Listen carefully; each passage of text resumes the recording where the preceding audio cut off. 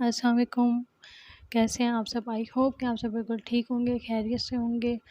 आज हमारा है lecture number 2 FSc part 1 chapter number 1 से टॉपिक इंट्रोडक्शन टू बायोलॉजी। इसमें हम देखेंगे बायोलॉजी के बारे में सारे कॉन्सेप्ट्स जो कि हमारे लिए जाना ज़रूरी हैं बिफोर दैट कि हम आगे और मज़ीद मेजर टॉपिक्स या मेजर जो है ना सब्जेक्ट्स के ऊपर जाएँ और उनके ऊपर अपनी कमांड बेहतर बनाएँ। सबसे पहले हमें मालूम होना चाहिए कि व्हाट इज़ बायोलॉजी और बायोलॉजी हमारे लिए क्यों ज़रूरी है और बायोलॉजी ने हमारे लिए कौन-कौन सी जो है ना फैसिलिटीज़ बनाई हैं और बायोलॉजी एक्चुअली है क्या?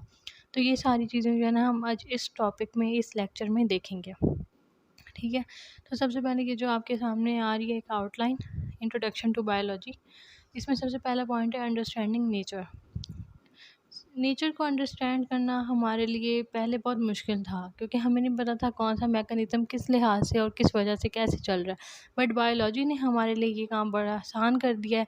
काफ़ी सारे बायोलॉजिस्ट ने हमारे लिए काफ़ी सारी प्रोग्रेस और एक्सपेरिमेंट्स परफॉर्म किए हैं जिसमें उन्होंने हमें डिफरेंट मैकेनिज़्म के बारे में बताया है कि किस तरह से कौन सी चीज़ नेचर की काम कर रही है, किस मैकेनिज़्म के थ्रू वो प्रोसेसिंग उसकी हो रही है और किस मैकेनिज़्म के थ्रू हमारी नेचर एग्ज़िस्ट करती है।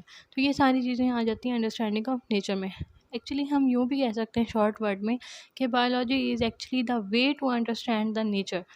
क्योंकि बायोलॉजिस्ट ने क्या किया था, उन्होंने स्ट्राइव किया था कि किस तरह से वो एक्सप्लेन कर सकते हैं, किस तरह से वो इंटीग्रेट कर सकते हैं, किस तरह से वो जो है ना डिस्क्राइब कर सकते हैं नेचुरल एनवायरनमेंट को लिविंग ऑर्गेनिज़्म की, कि किस तरह से लिविंग ऑर्गेनिज़्म एग्ज़िस्ट करते हैं हमारी नेचुरल एनवायरनमेंट में।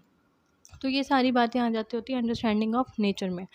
और दूसरी बात जहाँ तक है कि बायोलॉजी है क्या, तो बायोलॉजी एक्चुअली 2 ग्रीक वर्ड से मिलकर बना एक वर्ड है जिसमें बायोस फर्स्ट वर्ड है जिसका मीनिंग है life and logos is the second Greek word जिसका मीनिंग है स्टडी। तो इन 2 ग्रीक वर्ड्स को मिलाकर बनाया गया है वर्ड बायोलॉजी।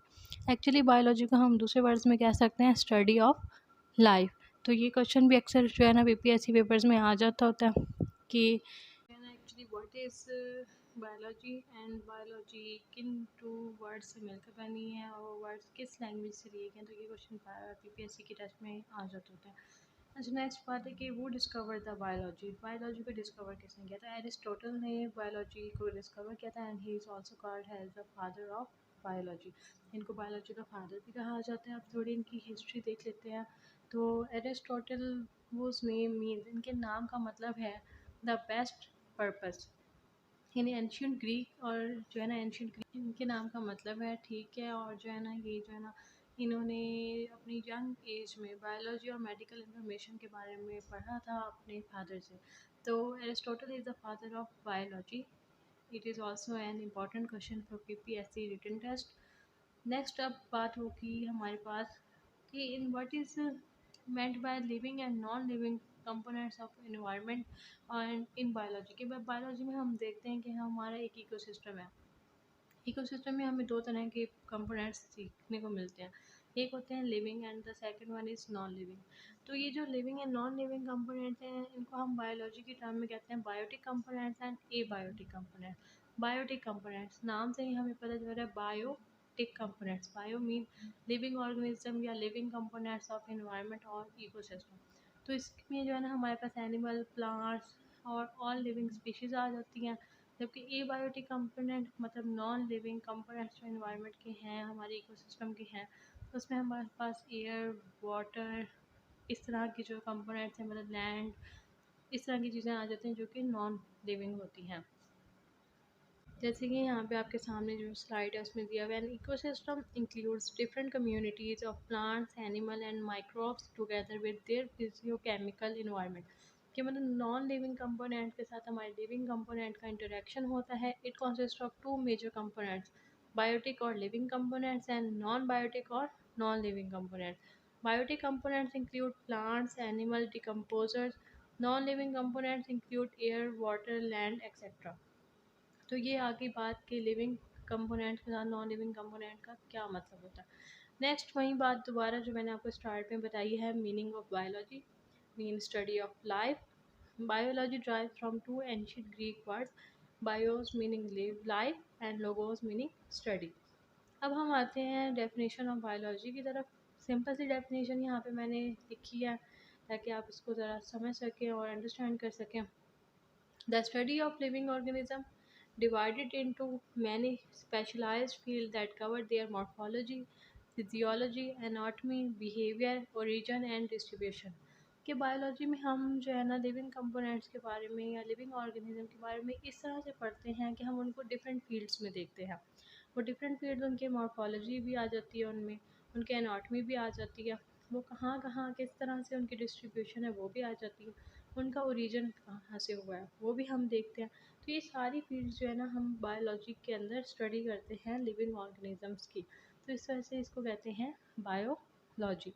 अब कुछ एस्पेक्ट्स होते हैं बायोलॉजी के, जैसे कि आपके सामने वो हैं all groups of living organism share multiple की करेक्टरिस्टिक्स और फंक्शन के। जितने भी लिविंग ऑर्गेनिज्म के ग्रुप्स होते हैं वो कुछ करेक्टरिस्टिक्स, कुछ खसूसियात और कुछ फंक्शन आपस में शेयर करते हैं। मीन्स टू से जैसे कि अगर हम एग्जांपल ले लें स्पैरो एंड पिजन की, दे आर बर्ड्स, ठीक है, बट उनकी करेक्टरिस्टिक्स थोड़े बहुत मिलते हैं और उनके फंक्शंस भी मिलते हैं। They both have wings, they both can fly. तो इस बात को हम यहाँ से जैसे देख सकते हैं कि लिविंग ऑर्गेनिज्म के ग्रुप्स होते हैं, उनके करेक्टरिस्टिक्स भी मैच करते हैं और उनके फंक्शंस भी मैच करते हैं। नेक्स्ट उनके रिस्पॉन्ड की बात हो रही है कि किस तरह से वो सेंसिटिविटी और रिस्पॉन्स शो करते हैं, रिप्रोडक्शन कैसे होती है, adaptation, growth and development, regulation, homeostasis and energy processing. When viewed together, these 8 characteristics serve to define life। कि जिन जिन ऑर्गेनिजम्स में, लिविंग ऑर्गेनिजम्स में ये या किसी भी ऑर्गेनिज्म में ये 8 एस्पेक्ट्स प्रेजेंट होंगे, या कह सकते हैं ये 8 खसूसियात प्रेजेंट होंगी, तो हम उसे कह सकते हैं दे हैव लाइफ, कि वो जानदार हैं। ठीक है, वो नॉन लिविंग नहीं, लिविंग कंपोनेंट्स हैं हमारे इन्वायरमेंट के। तो ये कुछ एस्पेक्ट्स है बायोलॉजी के। नेक्स्ट हमारे पास हैं set of characteristics of living organism. अब तक हम बात करते आए हैं लिविंग ऑर्गेनिज्म की, तो लिविंग ऑर्गेनिज्म की भी कुछ खास करेक्टरिस्टिक्स होती हैं जो कि हमें जानना ज़रूरी है। ऑर्गेनाइज्ड, लिविंग ऑर्गेनिज्म बहुत ही ज़्यादा वेल ऑर्गेनाइज्ड होते हैं। किस तरह से कह सकते हैं हम ये बात? फॉर एग्जांपल माइटोकॉन्ड्रिया, माइटोकॉन्ड्रिया एक ऑर्गन है, ऑर्गन सिस्टम है हमारी जो है ना बॉडी का, ठीक है। तो माइटोकॉन्ड्रिया इतना ज़्यादा कॉम्प्लेक्स है कि अगर साइंटिस्ट उसको पढ़ते जाएँ तो कभी उसकी स्टडी ख़त्म नहीं हो सकती। वो इतना जो है ना ऑर्गेनाइज्ड और कॉम्प्लेक्स स्ट्रक्चर है कि उस पे जितनी भी स्टडी की जाए बट उसके फंक्शंस और उसकी खसूसियात, उसकी करैक्टरिस्टिक कभी भी कंप्लीट हम स्टडी नहीं कर सकते। नेक्स्ट हमारे पास है सेल वन और मोर, के लिविंग ऑर्गेनिज्म में सेल प्रेजेंट होते हैं। कुछ जो है ना मल्टीपल सेल से बने होते हैं लिविंग ऑर्गेनिज्म, और कुछ लिविंग ऑर्गेनिज्म वन सेल से बने होते हैं। अब मल्टीपल सेल में हम कॉमन से एग्जांपल ले लेते हैं ह्यूमन बींग्स की। तो ह्यूमन बींग्स जो हैं वो मल्टीपल सेल से बने हुए हैं लिविंग ऑर्गेनिज्म में, जबकि अगर हम वन सेल की बात करें तो बैक्टीरिया जो है वो वन सेल से, यूनिसेलुलर ऑर्गेनिज्म है तो वो वन सेल से बने होते हैं। ठीक है, नेक्स्ट है contain genetic program. Living organism के अंदर जेनेटिक प्रोग्राम प्रेजेंट होते हैं जिसमें सबसे मेन फंक्शन हमारे जीन्स परफॉर्म करते हैं। जीन्स क्या होते हैं? हेरिडिटरी इन्फॉर्मेशन हमारी कंट्रोल करते हैं, हमारे ऑफस्प्रिंग तक लेके जाते हैं, ठीक है, और हमारा जो मैकेनिज़्म है रिप्रोडक्शन का उसको कंट्रोल करते हैं, हमारे कैरेक्टर्स को कंट्रोल करते हैं। तो जो भी लिविंग ऑर्गेनिज्म होंगे उनके अंदर जेनेटिक प्रोग्राम प्रेजेंट होगा। Next point is acquire and use energy. जितने भी लिविंग ऑर्गेनिजम्स होंगे वो अपने बॉडी के मैकेनिज़्म के लिए, चाहे वो डाइजेशन हो, एक्सक्रीशन हो, रेस्पिरेशन हो या कोई भी मैकेनिज़्म हो, ठीक है, तो उसके लिए उनको एनर्जी की ज़रूरत होती है। और मेन एनर्जी फॉर्म जो हमारी बॉडी में या लिविंग ऑर्गेनिज्म की बॉडी में पाई जाती है वो है एटीपी। तो जितने भी लिविंग ऑर्गेनिज्म होंगे वो एक्वायर करेंगे एनर्जी एंड यूज़ करेंगे एनर्जी को। फर्दर हमारे पास आ जाता है न्यूमरस केमिकल रिएक्शन। हमारी बॉडी में काफ़ी सारे केमिकल रिएक्शन पाए जाते हैं, लिविंग ऑर्गेनिजम्स की बॉडी में काफ़ी सारे केमिकल रिएक्शंस होते हैं प्रेजेंट, जो कि मुसलसल होते रहते हैं बॉडीज़ में, ताकि उनकी जो बॉडी का सिस्टम है, फंक्शनिंग है, वो प्रॉपर तरीके से काम कर सके। Next point is grow size. Living organism कभी भी एक साइज़ के नहीं रहते, वो हमेशा उनकी ग्रोथ होती है, वो अपना साइज़ में इंक्रीज़ होते हैं। जैसे कि अगर आप प्लांट को देख लें, एक सीड से लेके कंप्लीट प्लांट बनता है, एक ट्री बनता है, जिस तरह अगर ह्यूमन बींग्स की बात करें तो ह्यूमन बींग्स कितने छोटे होते हैं, फिर ऐसा उनकी ग्रोथ होती है, ठीक है, तो उनकी हाइट में जो है ना इंक्रीज़ होता है। तो इस लिहाज से लिविंग ऑर्गेनिज्म जितने भी होंगे, चाहे वो एनिमल है या प्लांट्स है या ह्यूमन बींग्स हैं, उनकी जो है हाइट इंक्रीज़ होगी, वो ग्रो करेंगे अपने साइज़ में। Point is constant internal environment. Living organism अपने इंटरनल एनवायरनमेंट को बिल्कुल कांस्टेंट रखते हैं, कोई उसको इक्विलिब्रियम में रखते हैं, उसके अंदर वो अगर चेंज होगा तो वो बर्दाश्त नहीं कर सकते। जैसे कि कोल्ड ब्लडेड एनिमल्स होंगे तो वो भी मेंटेन करेंगे अपने इंटरनल स्ट्रक्चरल एनवायरनमेंट को, और अगर वार्म ब्लडेड होंगे तब भी अपने इंटरनल एनवायरनमेंट को वो कंट्रोल करेंगे। नेक्स्ट है ऑफस्प्रिंग। ये तो कॉमन सी बात है कि रिप्रोडक्शन होती है लिविंग ऑर्गेनिजम्स में, नॉन लिविंग ऑर्गेनिज्म में कभी भी रिप्रोडक्शन नहीं होती।